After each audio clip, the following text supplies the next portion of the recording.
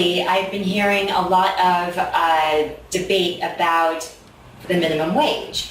And when years ago, before I had done any economic studies, before I read about policy and that sort of thing, I didn't really know very much about it. So a minimum wage sounded really good to me, because obviously everybody, would be better off if you weren't working for pennies. Like, we always think about Vietnam, and I've been to Vietnam or Cambodia or China, where we think that there's these, kids working for 2 cents an hour, to the bone, and in these sweatshops. And so obviously we don't want that in America. And so, but as I've been doing more reading and research over the years and studying economics, I began to understand that the minimum wage laws are not actually good for us. Shockingly, surprisingly, they actually hinder companies, and it causes people to lose jobs. And so I kind of wanted to explain it and see if I could do a better job explaining it, because sometimes I hear people talking about minimum wage, and if you say that you're not for minimum wage, people just look at you and gasp in horror and think that you're some evil, horrendous, devil person. And it's not really the case. In fact, a minimum wage is very hindering to an economy. It actually makes it hurts people who are in low wage jobs. It doesn't hurt people so much who are in higher wage jobs when they're being paid specifically for skills. But when you are in a job that's kind of around the minimum wage, then it actually hurts those people more. And even though we have a lot of people in government and a lot of people who think that it's going to help these people, lower income people, it actually hurts them. And here is why. So imagine your house, okay? And your house, in your household, like imagine you're a family, everybody besides the children maybe has a job, and everybody brings in a certain amount of money, and you buy things for your house, right? So you might have a computer and a television and a refrigerator and a washing machine and beds and sofas and tables and dishes and clothing. So everything in your house you have to buy, and everything has a value. So if I wanted to buy a television, I'd have to make sure that I could afford a television. If I wanted to buy certain foods, I have to make sure I could afford those foods. Now, if somebody came to me and said, I'm going to sell you this pen, and I'm going to sell it to you for the price of an iPad, because it's not fair that an iPad gets to be $400 in value and this pen is only 50 cents in value. So I'm going to sell you the pen for the same cost of the iPad. And you would just look at them and you would say, well, that's ridiculous, because the pen doesn't give me the same kind of value as the iPad does.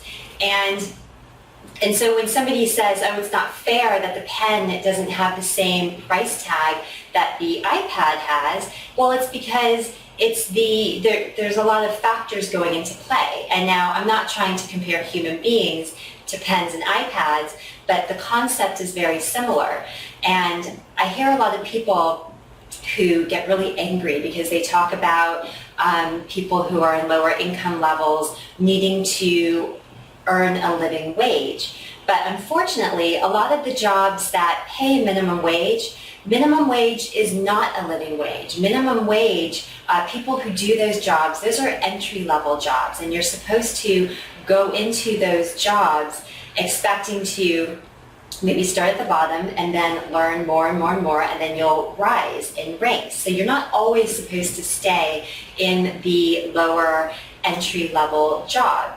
So imagine a business, just like your home, and the business has a certain amount of operating income, and they value different laborers. So when I say value different laborers, they're not valuing people as in like people as their worth. Like your job isn't the worth of you as a human being. It's just the worth of your skills to that company. So your skills might only be of a pen's worth to the company, whereas someone else's skills would be worth an iPad to that company. And they need, so they're willing to pay more for the iPad than they are for the pen, because the pen only generates a certain amount of income for them, whereas the iPad probably generates more income for them. So their pay for the pen is going to be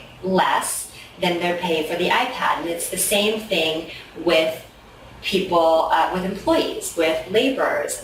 Labor is no different. Like we always, because most of us are always on the receiving end of a paycheck, we never think of being the employer who's handing out the paychecks. But when they hand out the paychecks, they have to stay within a budget, and it has to make economic sense for the company. And so they're not valuing people. They're not saying, oh, you as a human being, you're only worth, $8 an hour, $15 an hour. Not at all. Human beings are priceless. Like every human being is worth something, but the skills that you bring to the table for that company have to be worth something in order for them to generate income, for it to be worth the expense for them.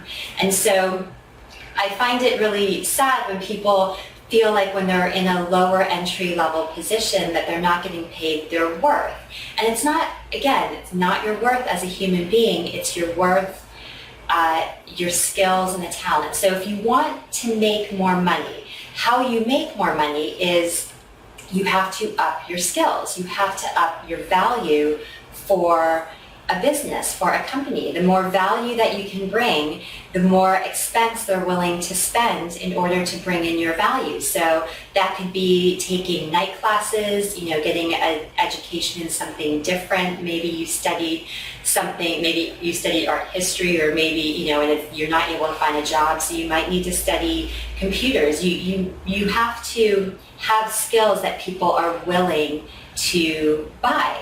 It would be as if somebody made something similar to an iPad, but it just wasn't as good and nobody wanted to buy it.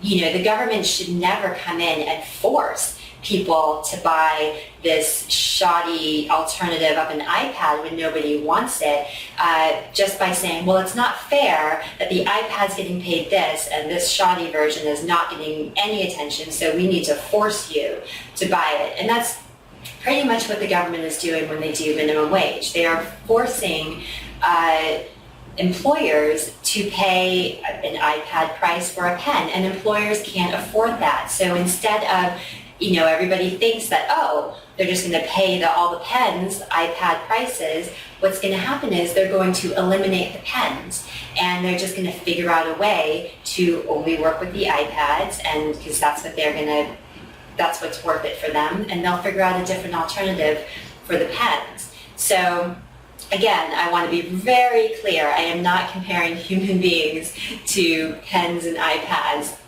Like your worth as a person is so valuable, but sometimes our skills are not that valuable to a company, and so you definitely need to make sure that you have valuable skills so that you command a higher wage, and in that way you can up your pay and up your income and your lifestyle status.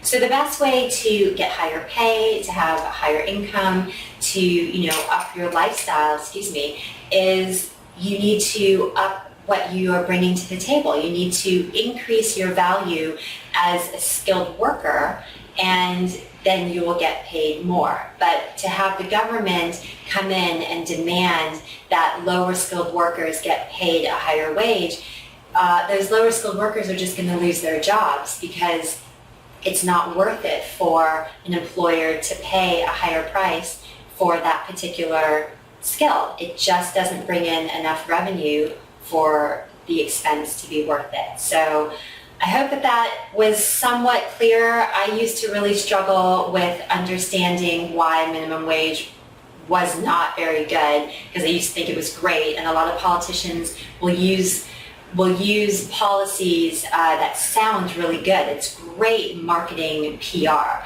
minimum wage, a high minimum wage. But if minimum wage really worked, then why wouldn't we have minimum wage of $25 or $35? And you might sit there and say, well, that's preposterous. Like, why would we go that high?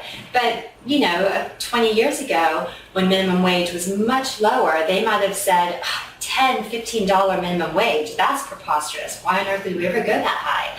And minimum wage is just a wage floor that makes it impossible. Like if I was a high school teenager just wanting to, start off and get my first job, and my skills are not worth $15 an hour, I'm going to have a really hard time just even getting that first job. And, when I was 15, 16 years old, I started working at the movie theater and lifeguarding, and if I didn't have the ability to get into a low skills job, I would never have had that work experience from when I was young. And that was priceless for me. It was valuable. It taught me great work ethic. I've been working nonstop since I was, 14 years old. And it's important that our teenagers and our youngsters can start in these lower entry-level jobs, and then we work our way up. If you liked this video, please like it and share it with all of your friends. And I'm so glad that you've joined us here at the Freedom Friend. Being educated in economics and understanding how it works in our daily lives is so valuable. So thanks for hanging out with us, and I'll talk to you again soon. Bye.